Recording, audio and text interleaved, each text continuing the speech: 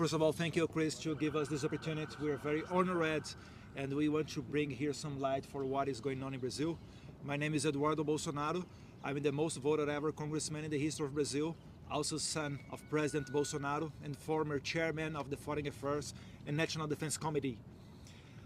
I have always warned in my speeches in the Congress about the dangers of my country turning into a Cuba or Venezuela with their concentration camps. Today, unfortunately, I live in my own movie about the Gulag. And for those who think I'm exaggerating, I will cite here few simple names. Felipe Martins, the international advisor to President Bolsonaro, as Jared Kushner was to President Trump.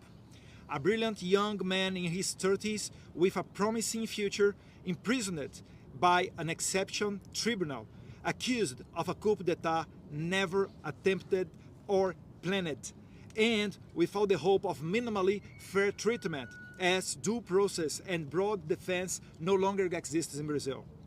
Colonel Câmara, the Bolsonaro security detail, who is now also in jail accused of an imaginary coup d'etat.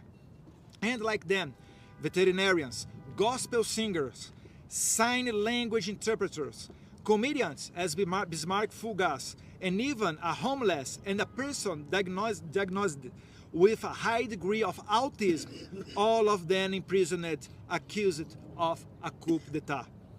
It's very clear that all this oppression and cruelty is just a step towards the ultimate goal, to imprison my father, the president who dared to put the interests of Brazilians first.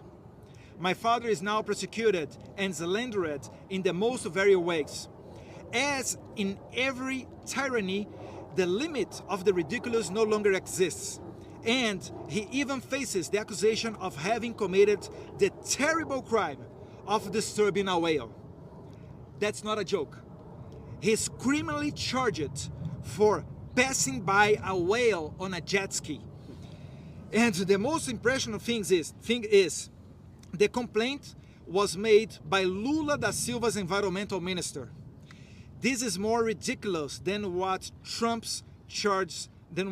is having as charged here in the United States. My father is also accused of attempting a coup d'etat when he was no longer president.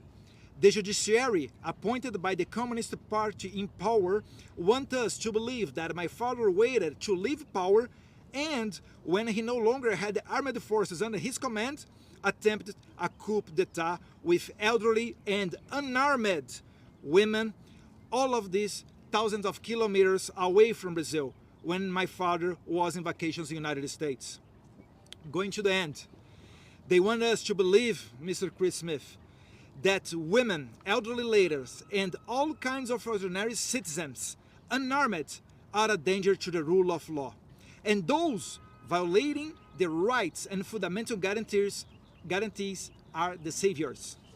Ladies and gentlemen, these stories are not something that someone told me. We are living this right now, and with not even a single word from Biden administration, State Department, or any governmental authority from the homeland of democracy, the United States of America. The dozen colleagues that are following me here also will talk about terrifying situations. Brazil, unfortunately, is not a democracy anymore. Thank you. Thank you very much. Thank you, Mr. Eduardo.